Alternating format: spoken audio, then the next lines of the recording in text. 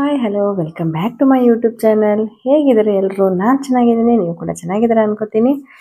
ಹಾಗೆ ಇಲ್ಲಿ ನಾನು ಹಾಕೋ ವಿಡಿಯೋಸ್ ಎಲ್ಲ ನಿಮಗೆ ಇಷ್ಟ ಆಗುತ್ತೆ ಅಂದ್ಕೊಂಡಿದ್ದೀನಿ. ಇಷ್ಟ ಆದಲ್ಲಿ ಲೈಕ್ ಮಾಡಿ, ಶೇರ್ ಮಾಡಿ, ಸಬ್ಸ್ಕ್ರೈಬ್ ಮಾಡಿ, ಹಾಗೆ ಬೆಲ್ ಐಕನ್ ಪ್ರೆಸ್ ಮಾಡೋದನ್ನು ಮಾತ್ರ ಮರಿಬೇಡಿ. ನಾನಿಲ್ಲಿ ಮಧ್ಯಾಹ್ನದಿಂದ ವ್ಲಾಗ್ನ ಸ್ಟಾರ್ಟ್ ಮಾಡಿದೆ. ಪ್ರಸಾದ ಇತ್ತು ದೇವಸ್ಥಾನದಲ್ಲಿ ಅಂತೇಳಿ ಪ್ರಸಾದ ತಗೊಳ್ಳೋಣ ಅಂತ ಹೋದ್ವಿ. ಹಾಗೆ ಇಲ್ಲಿ ಹಿಂದೂ ಮಹಾಗಣಪತಿ ಏನಿದೆಯಲ್ಲ, ಅಲ್ಲಿ ಬ್ಲಡ್ ಕ್ಯಾಂಪ್ ಹಾಕಿರ್ತಾರೆ ಪ್ರತಿ ವರ್ಷ ಕೂಡ. ಈ ವರ್ಷ ಕೂಡ ಹಾಗೆ ಹಾಕಿದ್ರು. ಅವ್ರ ಬ್ರದರ್ ಕೂಡ ಫೋನ್ ಮಾಡಿದ್ರು, ಲಾಸ್ಟ್ ಇಯರ್ ಎಲ್ಲ ಬಂದಿದ್ರಲ್ವ ಸಿಸ್ಟರ್, ಬಂದು ಹೋಗ್ತೀರಾ ಅಂತೇಳಿ.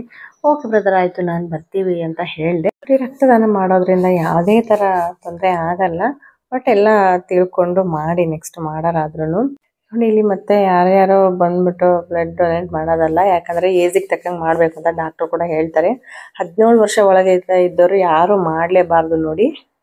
ಹಾಗೆ ತೂಕ ಕಡಿಮೆ ಇರ್ತಾರೆ ನೋಡಿ, ತುಂಬ ಕಡಿಮೆ ಇರ್ತಾರೆ, 48 ಅಥವಾ 45 kg ಒಳಗಡೆ ಯಾರು ಇರ್ತಾರಲ್ವ, ಅವರು ಕೂಡ ಮಾಡಬಾರ್ದು ಆ್ಯಕ್ಚುಲಿ. ಬೇಕಾದರೆ ಡಾಕ್ಟರ್ ಎಲ್ಲ ಸಜೆಸ್ಟ್ ಮಾಡ್ತಾರೆ, ನಿಮಗೆ ಕೇಳ್ಬೋದು ನೀವು ಅವ್ರನ್ನ. ರಕ್ತದಾನ ಮಾಡ್ತಾ ಇದ್ದೀವಿ ಅಂದರೆ ಏನೇನೆಲ್ಲ ಇರಬೇಕು, ಏನಿಲ್ಲ, ಹೆಂಗಿರಬೇಕು, ಅಥವಾ ಯಾವ ಥರ ಇದ್ದರೆ ಮಾತ್ರ ಬ್ಲಡ್ ತಗೋತಾರೆ ಅಂತ ಎಲ್ಲ ಹೇಳ್ತಾರೆ ಅವರು. ನೋಡಿ ತಿಳ್ಕೊಳ್ಳಿ ನೀವು. ಕೆಲವೊಂದು ಕಾಯಿಲೆಗಳು ಇದ್ರೂ ಬ್ಲಡ್ ಎಲ್ಲ ತಗೊಳ್ಳೋದಿಲ್ಲ ಫ್ರೆಂಡ್ಸ್. ಯಾಕಂದರೆ ನೀವು ಯೋಚನೆ ಮಾಡಿ, ಕ್ಯಾನ್ಸರು ಅಥವಾ ಹೈ ಬಿ ಪಿ ಇದ್ದರೆ, ಈ ಥರ ಎಲ್ಲ ಕಾಯಿಲೆ ಇದ್ರೆ ತಗೊಳ್ಳೋದಿಲ್ಲ. ಬೇಕಾದ್ರೆ ನೀವು ಚೆಕ್ ಮಾಡಿಕೊಂಡು ಹೋಗಿ, ನೀವೆಲ್ಲಾದರೂ ಹೋಗ್ಬೇಕಾರೆ ಆದ್ರೂ. ನೀವು ಬ್ಲಡ್ ಕೊಡೋಕೆ ಹೋಗ್ತೀನಿ ಅಂತ ಹೇಳ್ಬಿಟ್ಟು ಅವ್ರೇನೋ ಲೀಟರ್ ಗಟ್ಟಲೆ ಏನು ತಗೊಳ್ಳೋದಿಲ್ಲ, 470 ml ಏನೋ ತಗೋತಾರೆ ಅಷ್ಟೇ. ಬಟ್ ಲೀಟ್ರ್ ಗಟ್ಟಲೆ ಎಲ್ಲ ತಗೊಳ್ಳೋದಿಲ್ಲ ಫ್ರೆಂಡ್ಸ್. ಸ್ವಲ್ಪ ಯೋಚನೆ ಮಾಡಿ ನೀವಾದ್ರೂ. ಮೊನ್ನೆ ಕೊಟ್ಟು ಬಂದಾಗಾದ್ರೂ ನಾನು ಹಂಗೆ ಕೆಲವು ಜನ ಕೇಳಿದ್ರು, ಎಷ್ಟು ತಗೊಂಡ್ರು ಎಷ್ಟಿಲ್ಲ ಅಂತೇಳಿ. ಜಸ್ಟ್ 500 ml ತಗೋತಾರೆ ಅಷ್ಟೇ, 470 ml ಏನೋ ತಗೋತಾರೆ ನೋಡಿ. ಹಾಗೆ ನಾವೆಲ್ಲ ಬ್ಲಡ್ ಕೊಟ್ಮೇಲೆ ನಮಗಿನ್ನೂ ಹೊಸ ರಕ್ತ ಶುದ್ಧಿ ಆಗ್ತಾ ಇರುತ್ತೆ. ಮತ್ತು ಪಿಂಪಲ್ಸ್ ಕಡಿಮೆ ಆಗುತ್ತೆ, ಮೊಡವೆಗಳಂತ ಏನಿರ್ತಾವಲ್ಲ ಅದು ಕಮ್ಮಿ ಆಗುತ್ತೆ. ನಮಗೆ ಸ್ವಲ್ಪ ಟೆನ್ಷನ್ ಜಾಸ್ತಿ ಇದ್ದರೆ ಅದು ಕಡಿಮೆ ಆಗುತ್ತೆ. ಮೇನ್ ಅಂದರೆ ಹಾರ್ಟ್ ಅಟ್ಯಾಕ್ ಆಗೋದು ಒಂದು ಸ್ವಲ್ಪ ಕಡಿಮೆ ಆಗುತ್ತೆ ನೋಡಿ. 80% ಹಾರ್ಟ್ ಅಟ್ಯಾಕ್ ಆಗೋದೇನು ಚಾನ್ಸಸ್ ಇರುತ್ತಲ್ಲ ಅದು ಕಡಿಮೆ ಆಗುತ್ತೆ. ಕೊಲೆಸ್ಟ್ರಾಲ್ ಅಂತಕ್ಕಂಥದ್ದು ಕಡಿಮೆ ಆಗುತ್ತೆ ನೋಡಿ. ಹಾಗೆ ನಾವಿಲ್ಲಿ ಬ್ಲಡ್ ಎಲ್ಲ ಕೊಟ್ಟಮೇಲೆ ಈ ಥರ ಸರ್ಟಿಫಿಕೇಟ್ ಕೊಟ್ಟರು, ಒಂದು ಜ್ಯೂಸ್ ಕೊಟ್ಟಿದ್ರು, ORS ಪಾಕೆಟ್ ಕೊಟ್ಟರು, ಹಾಗೆ ಮತ್ತು ಒಂದು ಆ್ಯಪಲ್ ಹಣ್ಣನ್ನು ಕೊಟ್ಟರು. ನಾವಿನ್ನು ಮುಗಿಸ್ಕೊಂಡು ಮನೆಗೆ ಬರ್ತಾಯಿದ್ವಿ. ಸೊ ಒಬ್ಬರು ಯಾರೋ ಗೆಸ್ಟ್ ಬರ್ತೀನಿ ಅಂತ ಹೇಳಿದ್ರು ಸ್ವಾಮಿಗಳು. ಹಾಗೆ ಹಣ್ಣು ಏನಾದರೂ ತಗೊಂಡೋಗೋಣ ಅವ್ರಿಗೆ ಒಂದು ಸ್ವಲ್ಪ ಅಂತೇಳಿ ಇಲ್ಲಿ ಬ್ರದರ್ ಹತ್ರ ಬಂದ್ವಿ ನಾವು. ಆ್ಯಕ್ಚುಲಿ ನಮಗೆ ಈ ಥರ ಮಾಡ್ತಾರೆ ಅಂತ ಗೊತ್ತಿರಲಿಲ್ಲ. ಇವರು ಚಿಕ್ಕ ಬ್ರದರ್ ಹತ್ರ ಹೋದಾಗ ಅವ್ರು ಹೇಳಿದ್ರು, ಈ ಥರ ಅವರಿದ್ದಾರೆ, ಚಿಕ್ಕಪ್ಪ ಇದ್ದಾರೆ, ಅವ್ರು ಮಾಡಿಕೊಡ್ತಾರೆ ಅಕ್ಕ ಬನ್ನಿ ಅಂತೇಳಿ. ನಾನು ಇವ್ರ ಹತ್ರ ಹೋಗಿ ಕೇಳಿದ್ರೆ ಈ ಥರ ಬೊಕ್ಕೆ ಎಲ್ಲ ಮಾಡಿಕೊಟ್ರು. ನಿಮ್ಗೇನಾದರೂ ಈ ಥರ ಬೊಕ್ಕೆ ಏನಾದರೂ ಮಾಡಬೇಕು, ಅರ್ಜೆಂಟ್ ಇತ್ತು ನಮಗೆ ಬೇರೆಯವ್ರಿಗೆ ಕೊಡೋಕ್ಕೆ ಅಂತ ಹೇಳಿದ್ರೆ ಈ ಬ್ರದರ್ ಹತ್ರ ಬಂದುಬಿಟ್ಟು ನೀವು ಮಾಡಿಸ್ಕೋಬೋದು, ಚೆನ್ನಾಗೇ ಮಾಡಿಕೊಡ್ತಾರೆ ನೋಡಿ. ಇವ್ರ ಹೆಸರು ಬಂದ್ಬಿಟ್ಟು ನಜೀರ್ ಬ್ರೋ ಅಂತೇಳಿ. ನಮ್ಮ ಊರಲ್ಲಿ ಯಾರು ಇದ್ದೀರಾ ಅಲ್ವಾ, ಅವ್ರಿಗೆ ತುಂಬ ಹೆಲ್ಪ್ ಆಗುತ್ತೆ, ಬೇರೆ ಊರಿಂದ ಬಂದಿರೋರಿಗೆಲ್ಲ. ಮತ್ತು ನೀವು ತಪ್ಪು ತಿಳ್ಕೊಬೇಡಿ, ಅಲ್ಲಿಂದ ಇಲ್ಲಿಗೆ ಹೆಂಗೆ ಬರೋದಾ ಅಂತೇಳಿ. ನಮ್ಮ ಲೋಕಲ್ ಜನ ಏನಿದಾರಲ್ಲ ಅವ್ರಿಗೆ ಮಾತ್ರ ಹೇಳ್ತಾ ಇದ್ದೀನಿ. ಇವರು ಇಲ್ಲಿ ಪ್ರಭಾತ್ ಲೈನಿಗಿದೆ ಇವ್ರ ಶಾಪ್ ಬಂದ್ಬಿಟ್ಟು. ತುಂಬ ಚೆನ್ನಾಗಿ ಮಾಡಿಕೊಟ್ರು, ನನಗೆ ಯಾವ ಥರ ಬೇಕಿತ್ತು ಆ ಥರ ಮಾಡಿಕೊಟ್ರು. ಈ ಐಡಿಯಾ ಕೊಟ್ಟಿದ್ದು ನನ್ನ ತಮ್ಮ ಹರೀಶ್ ಕುಮಾರ್ ಅವರು. ಹಾಗೆ ಚೆನ್ನಾಗೇ ಇತ್ತು. ನಾನು ಯಾಕಂದರೆ ಎಲ್ಲ ಮೆಸ್ಸಿ ಆಗಿರುತ್ತೆ, ಮತ್ತು ನಾವು ಬೇರೆಯವ್ರಿಗೆಲ್ಲ ಕೊಡೋಕೋದ್ರೆ ಮತ್ತು ಕವರು ಅದು ಇದೆ ಅಂತೆಲ್ಲ ಜೋಡಿಸ್ಬೇಕಾಗತ್ತೆ. ಸೊ ಈ ಥರ ಐಡಿಯಾ ತುಂಬಾ ಚೆನ್ನಾಗಿತ್ತು ನೋಡಿ. ಹಾಗೆ ನಾನು ಇವ್ರ ಕಾಂಟ್ಯಾಕ್ಟ್ ನಂಬರ್ ಹಾಕಿರ್ತೀನಿ. ನಿಮ್ಗೇನಾದರೂ ಅಂದರೆ ಲೋಕಲ್ ಜನಕ್ಕೆ, ನಮ್ಮ ಬೊಮ್ಮನಹಳ್ಳಿಲಿ ಏನಿದ್ದೀರಲ್ಲ ಅವ್ರಿಗೇನಾದರೂ ನಿಮಗೆ ಎಮರ್ಜೆನ್ಸಿಗೆ ಬೇಕಂದರೆ ಈ ಬ್ರದರ್ನ ಕಾಂಟ್ಯಾಕ್ಟ್ ಮಾಡ್ಬೋದು, ತುಂಬಾ ಚೆನ್ನಾಗಿ ಮಾಡಿಕೊಡ್ತಾರೆ. ಹಾಗೆ ಫೈನಲಿ ನಾವು ಮನೆಗೆ ಬಂದು ಅವರು ಆಗಲೇ ಬರ್ತಾ ಇದ್ದೀನಿ ಅಂತ ಫೋನ್ ಮಾಡಿದ್ರು ನೋಡಿ. ಎಷ್ಟು ಚೆನ್ನಾಗಿ ಕಾಣ್ತಾ ಇದೆ, ನನಗಂತೂ ತುಂಬಾ ಇಷ್ಟ ಆಯಿತು. ಮತ್ತು ಅವ್ರಿಗೆ ಒಂದು ಪ್ಲೇಟಲ್ಲಿ ಇಟ್ಕೊಡೋದು ಅದು ಇದು ಅಂದರೆ ತುಂಬ ಮೆಸ್ಸಿ ಥರ ಕಂಡಿರೋದು, ಚೆನ್ನಾಗಿ ಆಗ್ತಾ ಇರಲಿಲ್ಲ ನೋಡಿ. ನೆಕ್ಸ್ಟು ಅವ್ರ ಸ್ವಾಮಿಯರೆಲ್ಲ ಬಂದು ಪೂಜೆ ಗೀಜೆ ಎಲ್ಲ ಮಾಡಬೇಕು ಅಂತ ನಾನೆಲ್ಲ ಅಡುಗೆ ಮಾಡ್ತಾಯಿದ್ದೆ, ಅವ್ರು ಊಟ ಮಾಡ್ಕೊಂಡು ಹೋಗ್ತಾರೆ ಅಂತೇಳಿ. ಹಾಗೆ ನೋಡಿ ನಾವು ಇಲ್ಲಿ ಪೂಜೆ ಸ್ಟಾರ್ಟ್ ಮಾಡ್ಕೊಂಡ್ವಿ. ನಮ್ಮ ಮನೆಯವರು ಬರ್ತೀನಿ ಅಂತಂದ್ರು, ಒಂದು ಅರ್ಧ ಗಂಟೆ ಲೇಟ್ ಆಗುತ್ತೆ, ನೀವು ಪೂಜೆ ಮಾಡಿ ಬರ್ತೀನಿ ಅಂತ ಹೇಳಿದರು.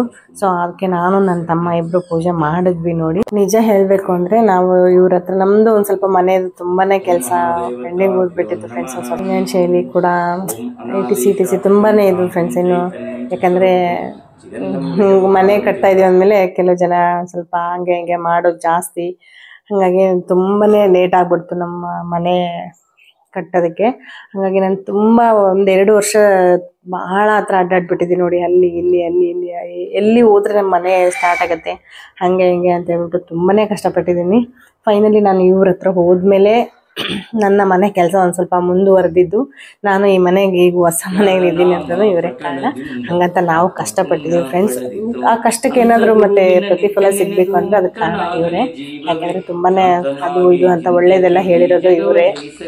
ನಿಮ್ಗೆ ಏನಾದರೂ ನಿಮಗೆ ಕಷ್ಟ ಅಂತ ಇದ್ದರೆ ಇವರು ಪರಿಹಾರ ಮಾಡ್ತಾರೆ, ಕೇಳ್ಬೋದು ನೀವು. ನನ್ಗೆ ಅನಿಸಿರೋದು ಹೇಳಿದ್ದೀನಿ, ಬಟ್ ನಿಮಗೆ ಹೆಂಗೆ ಗೊತ್ತಿಲ್ಲ ನನಗೆ. ನೋಡಿ ಯೋಚನೆ ಮಾಡಿ, ಎಲ್ಲ ಕಡೆಗೂ ಹೋಗ್ತಾರೆ ಈ ಸ್ವಾಮಿಗಳು ಬಂದ್ಬಿಟ್ಟು. ತುಂಬಾ ಚೆನ್ನಾಗಿ ಅನ್ನಿಸ್ತು ನನಗೆ ಇವ್ರ ಹತ್ರ ಹೋಗಿ ಬಂದಾಗಿಂದ. ಸೊ ಅದಕ್ಕೆ ನಿಮ್ಗೆ ಹೇಳ್ತಾ ಇದ್ದೀನಿ. ಬೇರೆಯವರೆಲ್ಲ ತುಂಬ ಊರುಗಳಿಗೆಲ್ಲ ಹೋಗ್ತಾರೆ, ಮಂಗಳೂರು, ಉಡುಪಿ ಆ ಕಡೆಗೆಲ್ಲ ಹೋಗಿದ್ದಾರೆ, ಮಹಾರಾಷ್ಟ್ರ ಸಿಕ್ಕಾಬಿಟ್ಟೆ ತಿರುಗಾಡಿದ್ದಾರೆ ನೋಡಿ ಈ ಸ್ವಾಮಿಗಳು ಬಂದ್ಬಿಟ್ಟು. ನಮಗೂ ಒಬ್ರ ಕಡೆಯಿಂದ ಗೊತ್ತಾಗಿತ್ತು ಇದನ್ನು. ಹಾಗೆ ಹೋಗಿ ನಾವು ಎಲ್ಲ ಕೆಲಸನ ಮುಗಿಸ್ಕೊಂಡ್ವಿ ನೋಡಿ. ಮನೆ ಓಪನಿಂಗಿಗೆ ಇವ್ರು ಬಂದಿರಲಿಲ್ಲ ಅಲ್ವಾ, ಹಾಗಾಗಿ ಇವಾಗ ಬಂದೋದ್ರು. ನಮ್ಗೆ ಇವ್ರು ಬಂದಿದ್ದು ತುಂಬಾ ಖುಷಿ ಆಯಿತು ಫ್ರೆಂಡ್ಸ್ ನಮ್ಗಾದರೆ. ಯಾಕಂದರೆ ಮನೆ ಓಪನಿಂಗ್ ದಿನ ಅವರು ಯಾವುದೋ ಶೂಟಿಂಗ್ ಇತ್ತು ಅಂತ ಹೇಳಿಬಿಟ್ಟು ಬರೋಕ್ಕಾಗಲಿಲ್ಲ.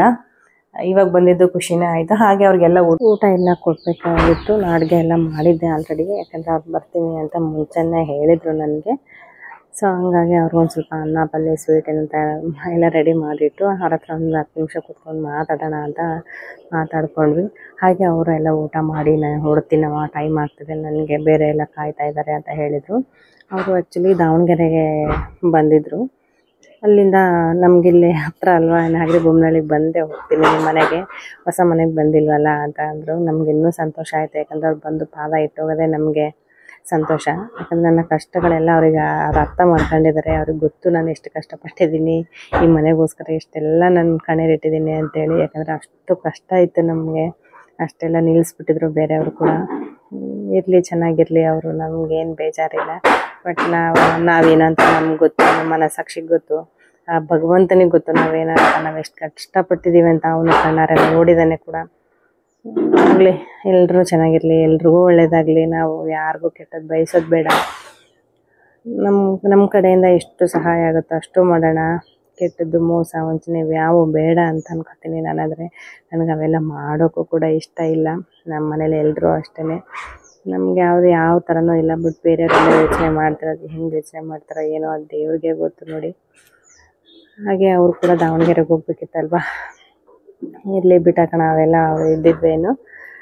ದಾವಣಗೆರೆಗೆ ಹೋಗ್ಬೇಕಿತ್ತು ಅಂಥೇಳಿ ಎಲ್ಲ ರೆಡಿಯಾಗಿ ಹೊರಟ್ರು ಅವ್ರೇನು. ಅವ್ರು ಹೋದ್ಮೇಲೆ ನನಗೂ ಒಂದು ಸ್ವಲ್ಪ ಫ್ರೀ ಆಗಿದ್ದೆ ನೋಡಿ. ಒಂದು 10 ನಿಮಿಷ ಫ್ರೀ ಆಗಿದ್ದೆ ಅಂತ ಹೇಳ್ಬಿಟ್ಟು ಸ್ವಲ್ಪ ರಂಗೋಲಿ ಹಾಕ್ತಾಯಿದ್ದೆ ನೋಡಿ ಫ್ರೆಂಡ್ಸ್. ಇವತ್ತಿನ ವಿಡಿಯೋದಲ್ಲಿ ಇಷ್ಟೆಲ್ಲ ಇತ್ತು. ನಿಮ್ಗೆ ಇಷ್ಟ ಆಗಿದೆ ಅನ್ಕೋತೀನಿ. ಇಷ್ಟ ಆದಲ್ಲಿ ದಯವಿಟ್ಟು ಲೈಕ್ ಮಾಡಿ, ಶೇರ್ ಮಾಡಿ, ಸಬ್ಸ್ಕ್ರೈಬ್ ಮಾಡ್ಕೊಳ್ಳಿ. ಹಾಗೆ ಬೆಲ್ ಐಕನ್ ಪ್ರೆಸ್ ಮಾಡೋದನ್ನು ಮಾತ್ರ ಮರಿಬೇಡಿ. ನಾನು ಹಾಕೋ ವಿಡಿಯೋಸ್ ಎಲ್ಲ ನಿಮಗೆ ನೋಟಿಫಿಕೇಷನ್ ಬರುತ್ತೆ. Bye friends.